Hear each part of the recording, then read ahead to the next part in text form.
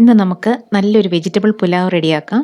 ഇത് ഉണ്ടാക്കിയെടുക്കാൻ വളരെ എളുപ്പമാണ്. അതുപോലെ തന്നെ പെട്ടെന്ന് തന്നെ തയ്യാറാക്കിയെടുക്കാൻ പറ്റുന്ന ഒരു പുലാവാണ്. ചില കല്യാണങ്ങൾക്കൊക്കെ ഈ രീതിയിലുള്ള പുലാവ് വിളമ്പാറുണ്ട്. അപ്പോൾ ഇതെങ്ങനെയാണ് തയ്യാറാക്കുന്നത് നോക്കാം. ഇവിടെ ഞാൻ 1.25 കപ്പ് ബസ്മതി റൈസാണ് എടുത്തിരിക്കുന്നത്. ഇത് ഇന്ത്യ ഗേറ്റിൻ്റെ ബസ്മതി റൈസാണ്. ഇതിനി 2-3 തവണ നന്നായിട്ട് കഴുകി ഒന്ന് വെള്ളത്തിലിട്ട് വയ്ക്കാം. ഒരുപാട് സമയം നമുക്ക് കുതിർക്കണ്ട. ഒരു 5-10 മിനിറ്റ് അത്രയും സമയം മാത്രം മതി. ഈ സമയത്ത് നമുക്ക് അരി വേവിക്കാനുള്ള വെള്ളം വയ്ക്കാം. അരി വറ്റിച്ചല്ല എടുക്കുന്നത്, അതുകൊണ്ട് തന്നെ കുറച്ച് കൂടുതൽ വെള്ളം അടുപ്പത്ത് വയ്ക്കണം. ഇനി ഇതിലേക്ക് 2 ചെറിയ കഷ്ണം പട്ട, 2 ഗ്രാമ്പു, 2 ഏലയ്ക്ക, പിന്നെ ഒരു ബേ ലീഫ്, പിന്നെ ഇത് രമ്പേലയാണ്. ഇത് വീട്ടിൽ തന്നെ ഉള്ളതാണ്. അതും ചേർത്ത് കൊടുക്കാം. അപ്പോൾ നല്ലൊരു മണം കിട്ടും. മല്ലിയിലയുടെ ഒക്കെ നല്ല മണമുള്ള ഒരിലയാണിത്. ഇതിൻ്റെ കൂടെ 1 ടീസ്പൂൺ എണ്ണ, ചോറ് ഒട്ടിപ്പിടിക്കാതിരിക്കാൻ വേണ്ടിയാണ്.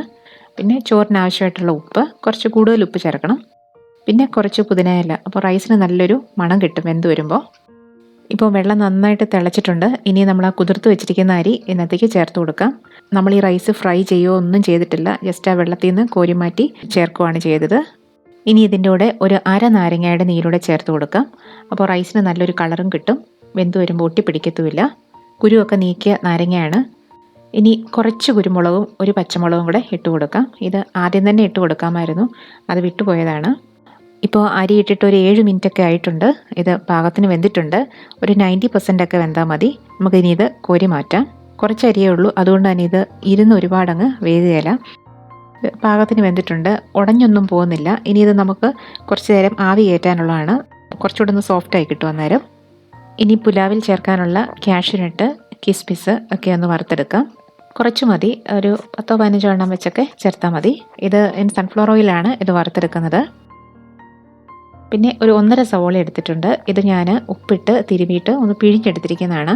അപ്പോൾ വറുത്തെടുക്കാനായിട്ട് വളരെ എളുപ്പമായിരിക്കും. അപ്പോൾ ഇനി ഇത് നന്നായിട്ടൊന്ന് വറുത്തെടുക്കാം. ഇനി ഇതിലേക്ക് വേണ്ട വെജിറ്റബിൾസ് കൂടെ വഴറ്റിയെടുക്കണം. അതിനായിട്ട് വറുത്ത എണ്ണയിൽ നിന്ന് 1 ടേബിൾ സ്പൂൺ എണ്ണ ഞാനൊരു പാത്രത്തിലേക്ക് മാറ്റിയിട്ടുണ്ട്. ഇതിലേക്ക് 1 ടീസ്പൂൺ നെയ്യോടെ ചേർത്ത് കൊടുക്കാം. നെയ്യ് ഒന്ന് മെൽറ്റായി വരുമ്പോൾ ഇതിലേക്ക് 1 കറുവാപ്പട്ട, 2 ഗ്രാമ്പു, 1 ഏലയ്ക്ക ഒക്കെ ഇട്ട് കൊടുക്കാം. അപ്പോൾ എണ്ണയ്ക്ക് നല്ലൊരു മണം കിട്ടും. ഇതിലേക്ക് ഈ രീതിയിൽ അരിഞ്ഞ 5-6 ബീൻസ് കൂടെ ചേർത്ത് കൊടുക്കാം. ബീൻസിന് ഇച്ചിരി വേവ് കൂടുതലാണ്, അതുകൊണ്ട് ആദ്യം തന്നെ ബീൻസ് ചേർക്കണം. ഇതിൻ്റെ കൂടെ 1 കപ്പ് കോളിഫ്ലവർ അരിഞ്ഞതും 1 മീഡിയം സൈസ് ക്യാരറ്റ് അരിഞ്ഞും കൂടെ ചേർത്ത് കൊടുക്കാം. ഇതിലേക്ക് ആവശ്യത്തിനുള്ള ഉപ്പൂടെ ചേർക്കാം. ഇനി ഇതെല്ലാം വെജിറ്റബിൾസിൻ്റെ ഒന്നും ടേസ്റ്റ് പോകാത്ത പോലെ പാകത്തിനൊന്ന് വഴറ്റിയെടുക്കാം. ഇപ്പോൾ ഇത് റെഡി ആയിട്ടുണ്ട്. ഇനി ഇതിലേക്ക് വേവിച്ച് വെച്ചിരിക്കുന്ന റൈസ് ചേർത്ത് കൊടുക്കാം. റൈസ് ഇപ്പോൾ അത്യാവശ്യം ഒന്ന് തണുത്തിട്ടുണ്ട്. ഇതിൽ ചേർത്തിരിക്കുന്ന ഇലകളൊക്കെ മാറ്റിക്കളയാം. റൈസ് പൊടിഞ്ഞു പോകാത്ത പോലെ സാവധാനം ഒന്ന് മിക്സ് ചെയ്ത് കൊടുക്കാം. ഇപ്പോൾ ഞാൻ തീ ഓഫ് ചെയ്തിട്ടേക്കാണ്. ഇത് മിക്സിങ് കഴിഞ്ഞിട്ട് നമ്മളിനി തീ ഓണാക്കുള്ളൂ. അങ്ങനെ മുഴുവൻ റൈസും കുറേശ്ശെയായിട്ട് ചേർത്ത് കൊടുത്ത് മിക്സ് ചെയ്ത് വെച്ചിട്ടുണ്ട്.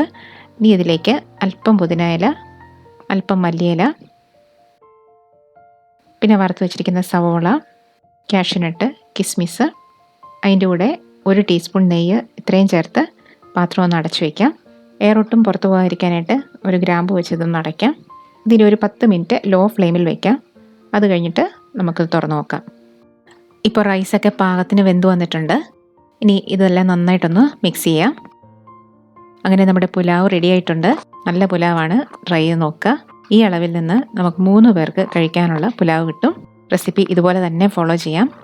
വീഡിയോ ഇഷ്ടപ്പെട്ട് കഴിഞ്ഞാൽ ലൈക്ക് ചെയ്യാനും ഷെയർ ചെയ്യാനും മറക്കരുത്. അതുപോലെ സബ്സ്ക്രൈബ് ചെയ്യാത്തവർ ഒന്ന് സബ്സ്ക്രൈബ് ചെയ്തേക്കണേ. അപ്പോൾ പുതിയ വീഡിയോസായിട്ട് നമുക്ക് വീണ്ടും കാണാം. അതുവരേക്കും ബൈ.